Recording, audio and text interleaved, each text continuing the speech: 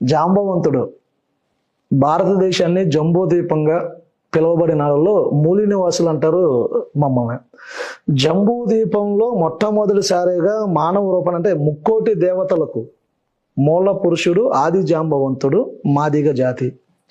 ముక్కోటి దేవతలు అంటే ఇంకా మీకు తెలిసిందే కాబట్టి దేవతల కంటే ముందు పుట్టిన మనిషి రూపంలో పుట్టిన వ్యక్తి జాంబవంతుడు. మీకు పురాణాలన్నింటిలో కూడా మాది డెక్కల పురాణం ఉంది. డెక్కల పురాణంలో స్పష్టంగా రాసి ఉండిద్ది. మొదటి యుగం అనంత యుగం, అద్భుత, తమంజ, తారజ, భిన్నజ, భిన్నాయుక్త, అంబాయుక్త, మహర్ని, ఈశ్వరి, విశ్వావసు, అలంకృత, కృతాయుగం, త్రేతాయుగం, ద్రౌపయుగం, కలియుగం. ఇలాగ 18 యుగాల్లో మొట్టమొదటిసారిగా మానవ రూపాన్ని ధరించి పుట్టినటువంటి వ్యక్తి ఆది జాంబవంతుడు. రెండో యుగం అద్భుత యుగంలో. మొదటి యుగంలో పుట్టింది ఏకోనారాయణుడు.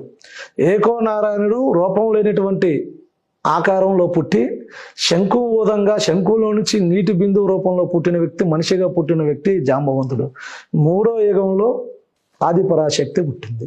ఇక్కడ నుంచి సృష్టి కార్యం అందరికీ తెలిసింది. ముక్కోటి మొల్లాలు తిరుగుతూ ఉండగా ఆది జాంబవంతుడు, చాలా బ్రీఫ్గా చెప్పేస్తా, ఆది జాంబవంతుడు నీళ్ళ మీద కూర్చొని, నీళ్ళ మీద బాస్పటలు వేసుకొని కూర్చొని కింద తామర పాకు మీద ఉన్నప్పుడు ఆది పరాశక్తి ఆయన అడగటం, ఆయన నువ్వు నా తర్వాత పుట్టావమ్మా, నువ్వు నా చెల్లి అవుతావు, నీకు మనం లోక కళ్యాణం కోసం మనకంటే ముందు ఉన్నటువంటి ఏకోనారాయణ దగ్గరికి వెళ్దాము. ఇద్దరు కలిసి ఏకోనారాయణ దగ్గరికి వెళ్ళినప్పుడు ఏకోనారాయణుడు ఆది పరాశక్తిని శపిస్తే ఆడనములుగా పుట్టినటువంటి ఆది పరాశక్తి మగ శపించినాక ఆది పరాశక్తి ఆడనములైనటువంటి ఆది పరాశక్తి మళ్ళీ వెంటనే ఏకోనారాయణని శపిస్తే మొగనములుగా అయినటువంటి ఏకోనారాయణుడు కంటి బొట్టుని ఆడనములు ఎప్పుడైతే మింగిద్దో గర్భం దాల్చి పిండాలుగా అప్పుడు అవతరించే టైంలో 3 పిండాలైనటువంటి బ్రహ్మ, విష్ణు, మహేశ్వరుణ్ణి వీళ్ళని ఈ నీటి మీద ఎక్కడ పెట్టాలో తెలియని పరిస్థితుల్లో అప్పుడు జాంబవంతుడి దగ్గరికి వెళ్ళినప్పుడు జాంబవంతుడు ఆయన కింద ఉన్నటువంటి తామరపు వాకుని ఆది పరాశక్తికి ఇస్తే అక్కడ ఆ 3 పిండాలు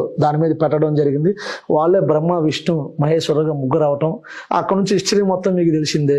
ఇక్కడ నుంచి కార్యక్రమంలో ఈ ముగ్గురు పెరిగి పెద్ద అయ్యే తర్వాత లోక కళ్యాణం కావాలి కాబట్టి కొన్ని అనివార్య కారణాల వల్ల ఆది పరాశక్తిని భస్మం చేసి ముగ్గురికి 3 పాయలుగా విభజించి 4వ పాయని జాంబవంతుడి కోసం విభజించి 5వ పాయని మళ్ళీ ఆది పరాశక్తిగా సృష్టించి వీళ్ళకి పెద్ద పెళ్లిళ్ళు చేసే క్రమంలో విశ్వకర్మలో ఏకోనారాయణ దగ్గరికి వెళ్ళి లోక కళ్యాణం కావాలని అడిగినప్పుడు ఏకోనారాయణుడు జాంబవంతుడి దగ్గరికి వెళ్తే లోక కళ్యాణం గురించి జరిగిద్ది అన్నప్పుడు జాంబవంతుడు తన పక్కటెముకలో ఉన్నటువంటి మా డెక్కల కులం ఉంది, ఆ పక్కటెముకలో నుంచి యుగ మహామునిని సృష్టించి మనిషిగా చేసినప్పుడు లోక కళ్యాణం గురించి కావాలని అన్నప్పుడు ఈ మనిషిని చంపి అతని యొక్క ఎముకలు చర్మము ద్వారా చర్మము తిత్తును తయారు చేసి కొండలు గుట్టలు కరగదీసి అప్పుడు ఆ చర్మం తిత్తు ద్వారా పరికరాలు సృష్టించి లోక కళ్యాణం చేయటం జరిగింది.